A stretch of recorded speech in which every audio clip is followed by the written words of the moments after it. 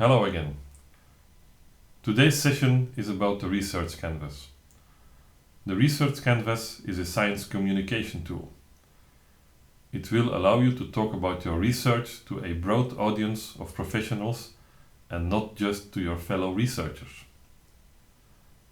This professional audience can include anyone that is a stakeholder in the innovation processes that relate to your research, such as, but certainly not limited to, product designers, market researchers, financial analysts, and business developers. As such, the Research Canvas has to be written in a language that can be understood by your colleagues and the professionals that are not experts in your domain, but that will work with you to drive innovation based on your research. The Research Canvas provides you with a single-page poster format that captures the key elements and the unique differentiators of your research. It allows you to look at your research from many different angles, such as the alternative solutions to your research question, some legal implications in the areas of intellectual property, and the practical applications of the research. The poster format first of all talks about you. Who are you and what is your background? It also describes the context of your research and the research question that you are trying to solve. Next, it summarizes the solutions that you are exploring and how these compare to alternative ways of solving similar research problems. Finally, it captures the intellectual property aspects of your work. The goal of the Research Canvas is to collect as much feedback as possible from a very diverse audience, as this is the most efficient way to identify opportunities for the application of your research.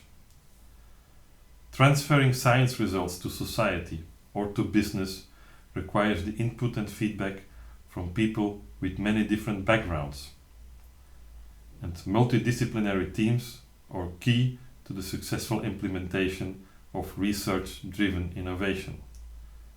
As such, the Research Canvas is a tool in this innovation process that enables this by making people with different backgrounds understand what you do and interact with you.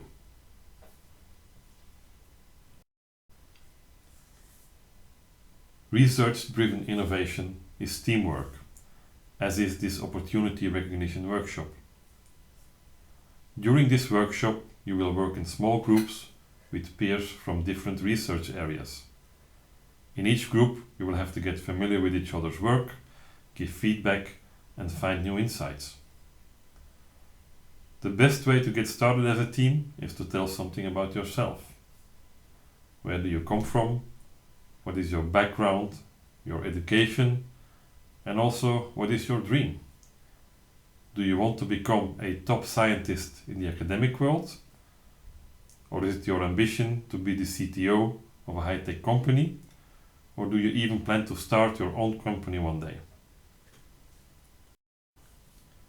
The context of your research explains in which domain you execute your research, the type of research you're working on, and how it is organized and managed. It should give your audience the big picture view on your work. The context of your research should be as specific as possible without being too technical. Let's have a look at the examples on the slide. So this one reads, I research the semiconductor properties and the photovoltaic behavior of 6 4BIPV modules. I'm pretty sure not too many people in the room understand this statement, at least not without Googling it. It is clearly meant for fellow researchers who work in the same domain. Now have a look at this. Same message, different wording.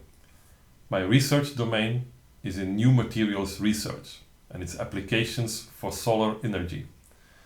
We research the performance of new types of solar cells and their production processes.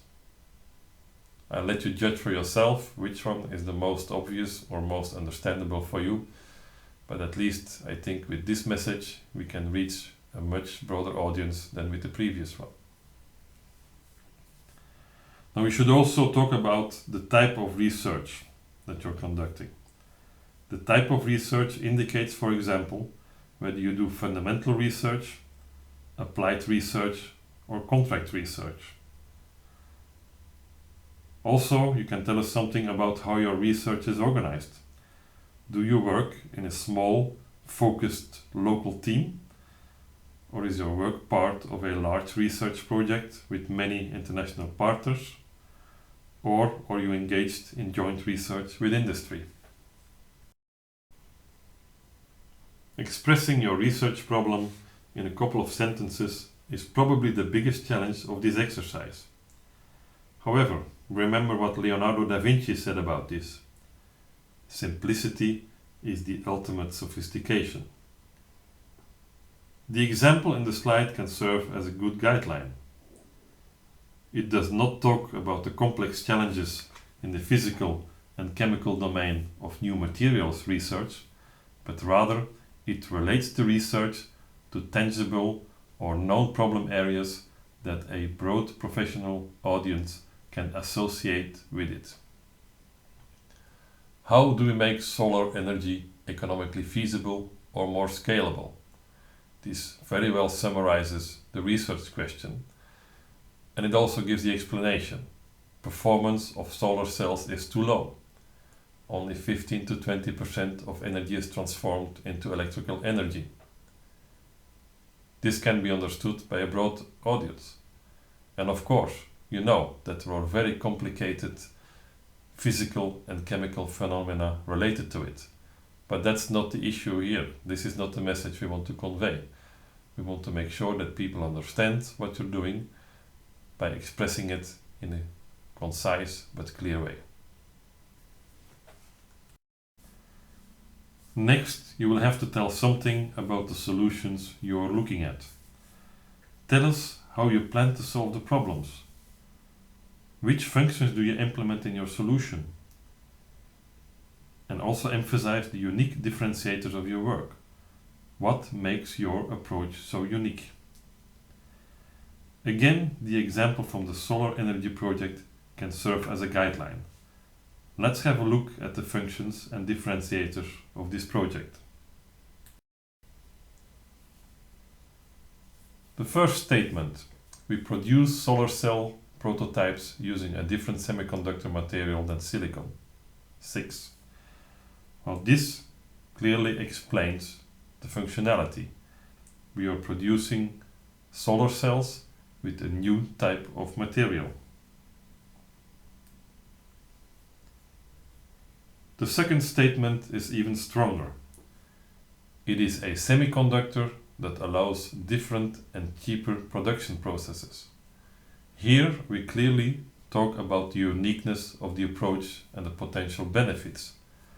If production becomes cheaper, we can make more competitive products and we can look at many different new application areas. And this is confirmed also by the third statement. The production processes allow to create solar cells in many different forms and formats and could be integrated in building materials such as metal foils, tiles, and facade decorations. Reading this, I can already think of a couple of very nice applications and opportunities. And I am not a new material scientist or even a solar energy expert. I just want to look at opportunities for applying it. When you are talking about the new approaches and the innovative solutions of your research work, you should always stress the uniqueness of your work. Why is it so different? Why is it better? What makes it so special? Because this is what captures people's attention and will make them start thinking about how your unique differentiators can be beneficial to their own environment. This is how creative solutions are born. Please try to identify 2 or 3 unique differentiators and explain why they are so unique. Now let's have a look again at the example from the solar energy research. The usage of new materials and new production processes for solar cells has 2 unique differentiators compared to existing technologies. First, the solar cells can be deposited on any kind of carrier or substrate, even plastics or building materials. And secondly, the production of the solar cells can now be done in continuous processing and not in discrete steps. This is a big step forward towards higher production volumes and lower costs. As a scientist, you are well aware about other research in your domain. Research teams in other universities or countries may be trying to solve the same or a similar research problem using different approaches. By providing a short overview of the alternative solutions to your research problem, your audience will be able to position your solutions with respect to other initiatives. This will not only allow them to compare the solutions, but it can also provide inspiration on how to improve your solution. Alternative solutions in the solar energy project include the fact that the classical solar cells can continue to improve or that new production processes can be invented. You should also keep an eye on approaches and technologies that solve the same problem in a completely different way.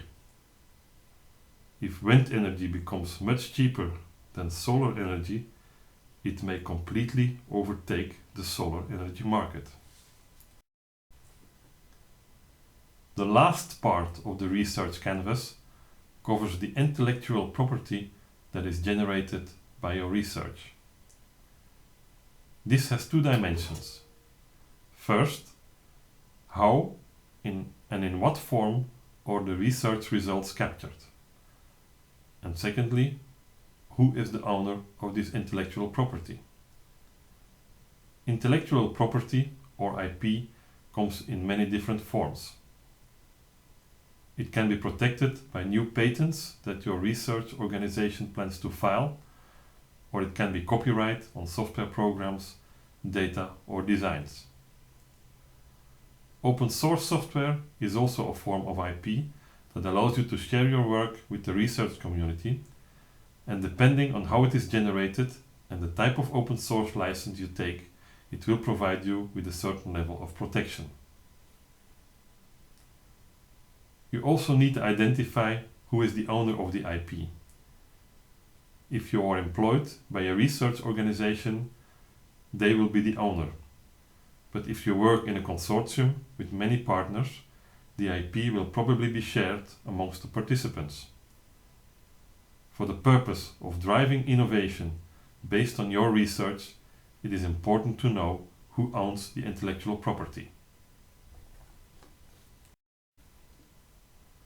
This completes our walkthrough of the research canvas. Now you have to apply this to your own research project and make a first draft of your canvas prior to the start of the Opportunity Recognition Workshop. During the first day of the workshop, we will discuss your research canvas together with the other participants. We will work and rework it so that it becomes a very comprehensive description that can be the basis for identifying opportunities that lead to innovative products and services. You can find a template of the research canvas in the download section of the website.